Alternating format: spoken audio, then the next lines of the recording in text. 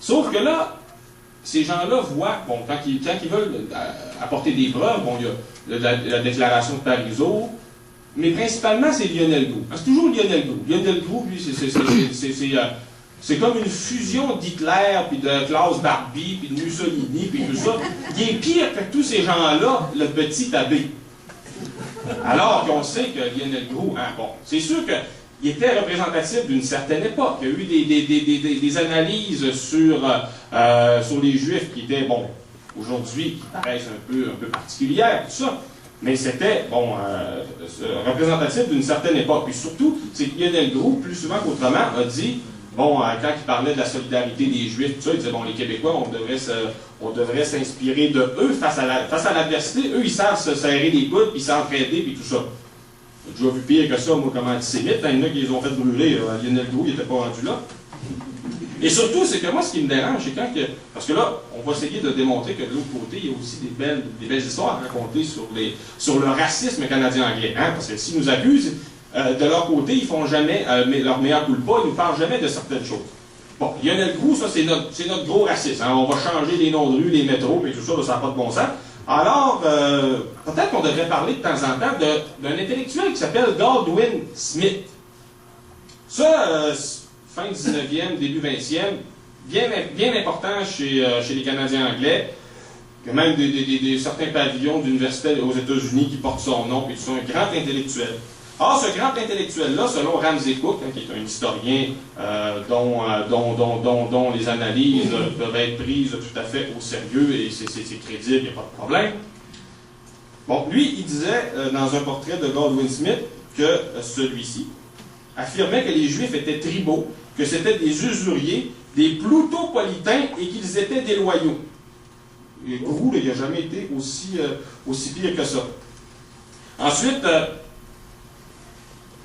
on pourrait parler de l'antisémitisme au Canada anglais. Une citation qui est quand même intéressante, c'est celle de Irving Abella, qui est un intellectuel canadien-anglais qui a beaucoup étudié le sort réservé aux Juifs au Canada puis au Québec. C'était dans le journal, en 1996, dans un journal au Canada anglais, il me semble que c'était le Globe and Mail, il disait « L'antisémitisme s'est retrouvé au plus haut échelon de la société canadienne. Ce sont les leaders du Canada anglais, et non pas Jean-Louis Roux. » Vous vous rappellerez que Jean-Louis Roux a été démis de ses fonctions de lieutenant-gouverneur parce qu'il avait arboré la croix gammée à une certaine époque. Alors, quand Pierre-Éliott Trudeau, lui, durant la Deuxième Guerre mondiale, il a fait le tour de Montréal à moto avec un casque nazi à la tête. Ça, on ne le dit pas. Ce sont les leaders du Canada anglais et non pas Jean-Louis Roux et ses collègues qui doivent s'expliquer à ce sujet. Après tout, ce sont les Mackenzie King, les Frédéric Blair et les Vincent Macy qui ont fermé les portes du Canada aux réfugiés juifs, ce qui a accordé au Canada le pire record en la matière de toutes les nations occidentales. Ceci, et non pas ce qui a pu se passer dans les rues de Montréal, est le véritable crime de cette période.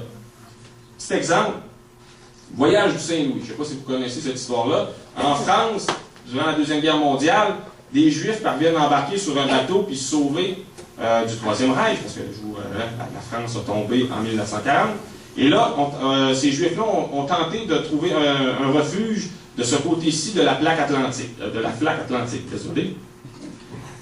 Ont tenté à Cuba, ont reviré l'Amérique du Sud. Les Américains ont envoyé des navettes pour armer, pour leur interdire de s'approcher des côtes, au cas où ils auraient la saugrenue idée de sauter par-dessus bord pour nager jusqu'à la côte. Et les Canadiens, eux, les ont pris et ont dit, c'est fini, vous retournez en France. Les nazis ont été les premiers surpris de voir revenir le Saint-Louis.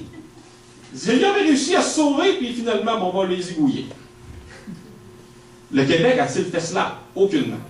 Ce sont les gens qui Irving Abella a identifiés, Mackenzie King, Frédéric Blair, Vincent Macy.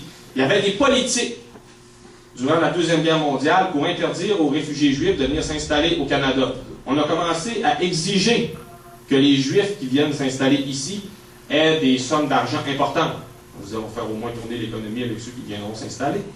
On a commencé avec 2 000, 3 000, 5 000, qui étaient quand même des sommes substantielles à l'époque. Mais c'était jamais assez. Alors finalement, on va augmenter les seuils, on va augmenter les niveaux. Ils ont même refusé des Juifs qui avaient des fortunes de 100, 200 000 $. Ils ont refusé de les faire venir ici. À un moment donné, il y a eu la question des orphelins juifs qui étaient réfugiés à Londres. le Congrès juif canadien a tenté de les faire venir ici. C'était des enfants, ça commençait à être dur à dire non, puis on va les laisser se faire... hein? Donc là, il y a eu des personnes au Canada qui ont tenté de les faire venir et tout ça, entre autres une travailleuse sociale dont le nom m'échappe, sauf que finalement, ce qu'on s'est rendu compte au bout du compte, c'est que la personne qui était censée favoriser leur venue ici a travaillé contre la venue des Juifs et s'est plutôt assuré que ce soit des petits orphelins anglais qui viennent prendre leur place. Au bout de la Deuxième Guerre mondiale, combien le Canada a accueilli de réfugiés juifs? Hein? Je vous rappelle qu'il y en a 6 millions à peu près qui ont passé au tordeur. 500. Le Canada a accueilli 500 juifs. Ces gens-là étaient menacés de mort à cause d'un conflit qui était inhumain, qui était d'une monstruosité à peu près sans précédent. Mais c'est encore le Québec qui est antisémite. Le Québec est antisémite. On n'a jamais fait d'affaires comme ça durant la Deuxième Guerre mondiale. Chez nous, le Ku Klux Klan ne s'est jamais implanté. Dans les années 30, en Saskatchewan, 40 000 personnes étaient membres du Ku Klux Klan. 40 000! Là, c'est pas moi qui le dis, c'est des historiens canadiens anglais. Donc, si des historiens canadiens anglais, ça doit être vrai. 40 000! Y a-t-il eu déjà une organisation raciste au Québec organisée comme ça, avec autant de membres dans ses rangs? Jamais. Tous les groupuscules néo-nazis, hein, on parle des années 80, il y avait ce qu'on appelle des hate lines. Les gens appelaient, ça a connu un succès fulgurant au Canada anglais. Les gens appelaient pour se faire dire Hitler est un bon gars, c'est super, ça n'a jamais arrivé, l'Holocauste, oubliez tout ça. Les gens aimaient ça appeler là pour se faire raconter ces histoires-là. On a-tu eu déjà ça au Québec, des hate lines? Non, nous autres, on a eu la ligne en fête. On a eu rien que ça. Certains vont me dire, oui, mais tu oublies Adrien Arcan. Ben, Adrien Arcan, première des choses, oui, subventionné c'est la société québécoise, mais Adrien Arcan était, première des choses, couché avec les conservateurs fédéraux. Il était financé par les conservateurs fédéraux. Il est même devenu leur organisateur politique durant une campagne électorale. Et ces journaux, hein, le Chameau, le Gobelu, tout ça, c'était financé allègrement par le Parti conservateur. Moi, si j'avais eu autant d'argent du Parti québécois pour le Québécois, ça aurait bien été. Lui, c'était les conservateurs finançaient des journaux, parce qu'Adrien Arcan, c'était fasciste, c'était les chemises bleues pour ici. Donc, c'est ça qui est vraiment scandaleux au Québec.